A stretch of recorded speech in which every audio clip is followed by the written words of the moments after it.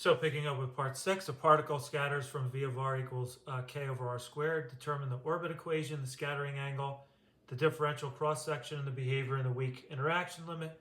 So scattering V of r equals k over r squared. Effective potential V sub EFF equals L squared over 2mr squared plus k over r squared equals 1 over r squared times the quantity L squared over 2m plus k. This is equivalent to modifying the angular momentum barrier. So we define L sub EFF squared equals L squared plus 2mk. Then V sub EFF equals L sub EFF squared over 2mr squared. The orbit equation for u equals 1 over r is this second derivative of u with respect to theta, plus u equals negative m over L squared u squared f of r.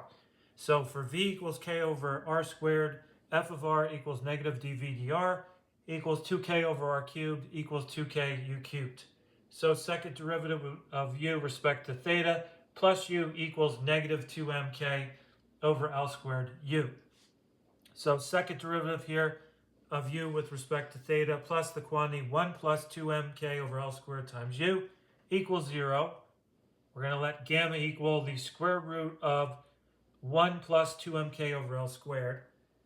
And u equals a cosine gamma of theta minus theta naught.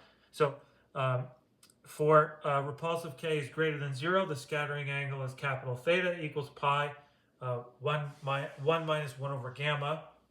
And in terms of impact parameter, L equals mv infinity b, so gamma equals square root of 1 plus 2k over m v infinity squared plus b squared. So capital theta of b equals pi times the quantity 1 minus this quantity 1 plus 2k over m infinity squared sub infinity squared b squared raised this quantity to the negative 1/2 close bracket. My apologies for mispronouncing anything there. Now, extending this to number 18, the rest of number 18, we could say that the differential cross-section in 2D, 3D scattering requires that convention here to be specified. And for standard 3D axial scattering, d sigma d omega equals b over sine of capital omega times this absolute value of dB over d capital theta. Okay. Moving along to number 19. Determine the path minimizing this functional here, jy, integrated from 0 to a, quantity 1 plus x, y prime squared plus lambda y squared, close bracket dx, subject to y of 0 equals 0, y of a equals a. Derive the Euler equation, derive the boundary conditions, discuss the uniqueness. So calculus of variations, here we have this functional and this equal to this 0 to a integral 1 plus x y prime squared plus lambda y squared, close bracket dx. So here we have the following. Integrand is f equals 1 plus x times y prime squared plus lambda y squared. Euler equation. This partial here, df dy minus ddx partial df dy prime equals 0. And 2y prime minus ddx of this 2 times 1 plus x y prime, that equals 0. So dividing by 2, lambda y minus ddx, bracket 1 plus x y prime, close bracket equals 0. 1 plus x y double prime plus y prime minus lambda y equals 0. Boundary conditions, y of 0 equals 0 and y of a equals capital A. So this is a second order linear boundary value problem, differential equation. And for lambda not equal to an eigenvalue of the associated homogeneous Dirichlet problem, the solution is unique.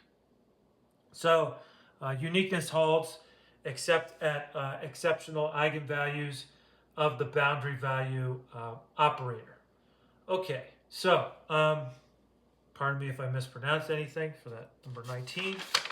And moving along now to number 20. Particle moves under F equals negative alpha r hat plus beta theta hat. Determine the work over one complete revolution.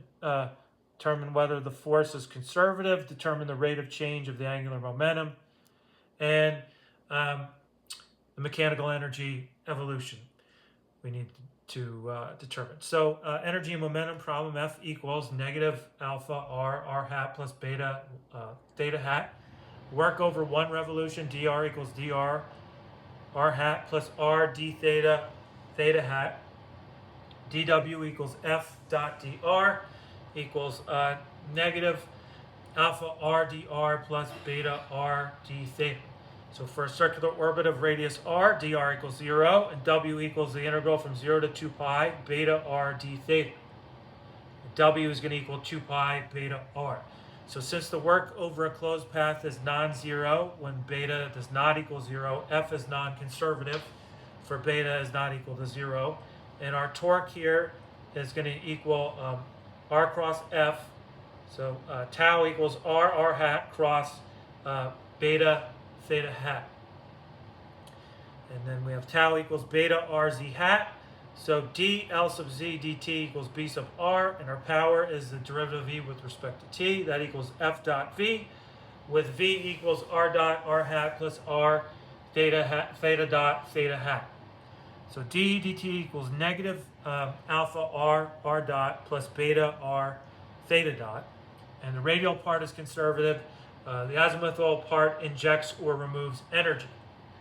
And also here our tau sub z equals r beta, dl sub z dt equals r beta, and d dt equals negative alpha r dot plus br theta dot. Okay, so that's all for part 6.